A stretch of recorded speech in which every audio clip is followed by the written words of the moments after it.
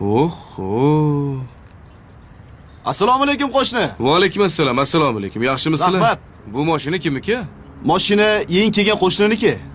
Ja seriozli odam ekan lekin. Ha, seryoz deding. Mana chiqdim. Hozir bir 15 minutlarda boraman, xo'p? Assalomu alaykum. Va alaykum assalom. Uzr. Bu mashina siznikimi? Ha, meniki. Sal noqulay joyga qo'yib qo'yibsiz. Bu anta bo'sh joy bor ekan. O'sha yoqqa borib qo'ysangiz yaxshi bo'lardi. Sig'mayapsanmi? Ma. Aqlingga solib qo'y. Jahli chiqmasin. Men ham shu uyda turaman. Yangi qo'shni ekansiz. Bu paytingizda-chi bizdan tashqari yosh katta inson. Ey, menga qara. Kech qolman, qoch yo'limdan. Kattaroq joyda ishlaysizmi deyman, ha? Maxsus mashinaga o'xshaydi.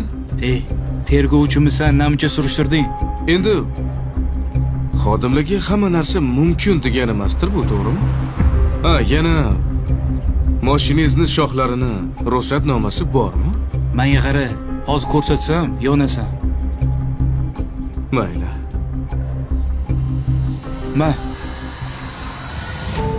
Ol. Ko'rginde boshqa boshimni qotirma, tushundingmi? Xodimmisiz? Ko'rmayapsanmi? Ko'rdim. Hoshilov.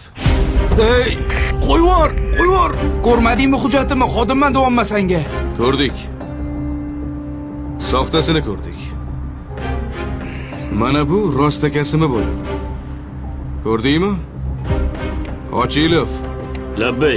Bu soxta xodim bilan shaxsan o'zingiz shug'ullanasiz. Xo'p bo'ladi. Qonuniy chora ko'ringlar. Tanidim buni. 3 yil kamlik qilibdi-da, yana 4-5 yil qo'shib beramiz. Ikki qulog'ingga ham yaxshilab quying. Haqiqiy xodimlar hech qachon o'z kasbini suiiste'mol qilmaydi.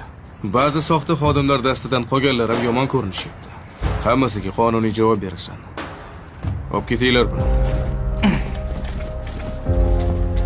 O'rtoq boshliq, guvohnomani soxtaligini qayerdan bildingiz? Hujjatingizni menga bering.